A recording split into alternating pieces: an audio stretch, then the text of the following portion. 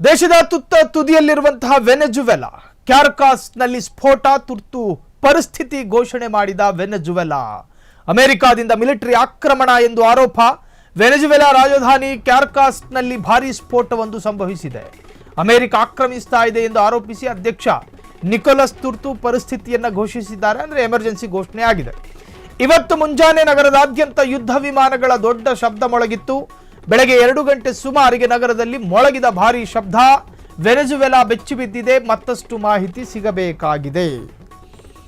ವೆನೆಜುವೆಲಾದ ಮೇಲೆ ಅಮೆರಿಕಾದಿಂದ ದಾಳಿ ಎನ್ನುವಂತಹ ಆರೋಪ. ಅಲ್ಲಿನ ಅಧ್ಯಕ್ಷ ಮಡುರೋ ಸೆರೆ ಟ್ರಂಪ್ ಈಗ ಒಂದಷ್ಟು ಹೇಳಿಕೆಯನ್ನು ಕೊಟ್ಟು ಮತ್ತೆ ಸಂಚಲನವನ್ನು ಮೂಡಿಸಿದ್ದಾರೆ. ವೆನೆಜುವೆಲಾ ವಿರುದ್ಧ ಅಮೆರಿಕವು ದೊಡ್ಡ ಪ್ರಮಾಣದ ಮಿಲಿಟರಿ ಕಾರ್ಯಾಚರಣೆ ನಡೆಸಿದ್ದು, ಈ ವೇಳೆ ವೆನೆಜುವೆಲಾ ಅಧ್ಯಕ್ಷ ನಿಕೋಲಸ್ ಮಡುರೋ ಹಾಗೂ ಅವರ ಪತ್ನಿಯನ್ನು ವಶಕ್ಕೆ ಪಡೆದು ದೇಶದ ಹೊರಗೆ ಕರೆದೊಯ್ಯಲಾಗಿದೆ ಎಂದು ಅಮೆರಿಕ ಅಧ್ಯಕ್ಷ ಡೊನಾಲ್ಡ್ ಟ್ರಂಪ್ ಹೇಳಿದ್ದಾರೆ.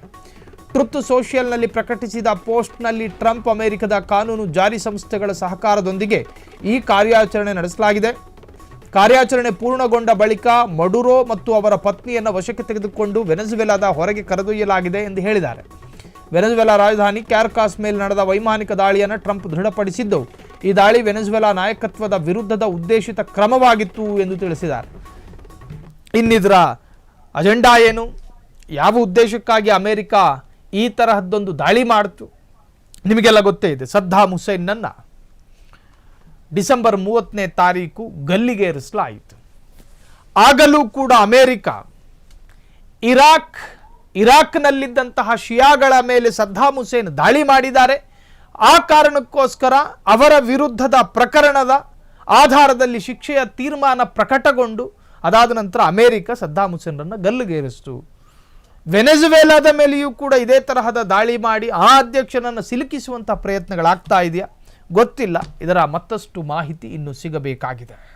ಅಜೆಂಡಾ ಏನು, ಯಾವ ಉದ್ದೇಶಕ್ಕಾಗಿ ಅಮೆರಿಕ ಈ ತರಹದ್ದೊಂದು ದಾಳಿ ಮಾಡಿತು ನಿಮಗೆಲ್ಲ ಗೊತ್ತೇ ಇದೆ. ಸದ್ದಾಂ ಹುಸೇನ್ನನ್ನು ಡಿಸೆಂಬರ್ 30ನೇ ತಾರೀಕು ಗಲ್ಲಿಗೇರಿಸಲಾಯಿತು. ಆಗಲೂ ಕೂಡ ಅಮೆರಿಕ ಇರಾಕ್ನಲ್ಲಿದ್ದಂತಹ ಶಿಯಾಗಳ ಮೇಲೆ ಸದ್ದಾಂ ಹುಸೇನ್ ದಾಳಿ ಮಾಡಿದ್ದಾರೆ. ಆ ಕಾರಣಕ್ಕೋಸ್ಕರ ಅವರ ವಿರುದ್ಧದ ಪ್ರಕರಣದ ಆಧಾರದಲ್ಲಿ ಶಿಕ್ಷೆಯ ತೀರ್ಮಾನ ಪ್ರಕಟಗೊಂಡು ಅದಾದ ನಂತರ ಅಮೆರಿಕ ಸದ್ದಾಂ ಹುಸೇನರನ್ನು ಗಲ್ಲಿಗೇರಿಸಿತು. ವೆನೆಜುವೆಲಾದ ಮೇಲೆಯೂ ಕೂಡ ಇದೇ ತರಹದ ದಾಳಿ ಮಾಡಿ ಆ ಅಧ್ಯಕ್ಷನನ್ನು ಸಿಲುಕಿಸುವಂಥ ಪ್ರಯತ್ನಗಳಾಗ್ತಾ ಇದೆಯಾ ಗೊತ್ತಿಲ್ಲ. ಇದರ ಮತ್ತಷ್ಟು ಮಾಹಿತಿ ಇನ್ನೂ ಸಿಗಬೇಕಾಗಿದೆ. ಕ್ಷಣ ಕ್ಷಣದ ಸುದ್ದಿಗಳಿಗಾಗಿ ಫ್ರೀಡಂ ಟಿವಿ ಸಬ್ಸ್ಕ್ರೈಬ್ ಮಾಡಿ, ಲೈಕ್ ಮಾಡಿ ಹಾಗೂ ಫಾಲೋ ಮಾಡಿ. ಹೊಸ ಸುದ್ದಿಗಳ ನೋಟಿಫಿಕೇಶನ್ಗಾಗಿ ಬೆಲ್ ಐಕಾನ್ ಮೇಲೆ ಕ್ಲಿಕ್ ಮಾಡಿ.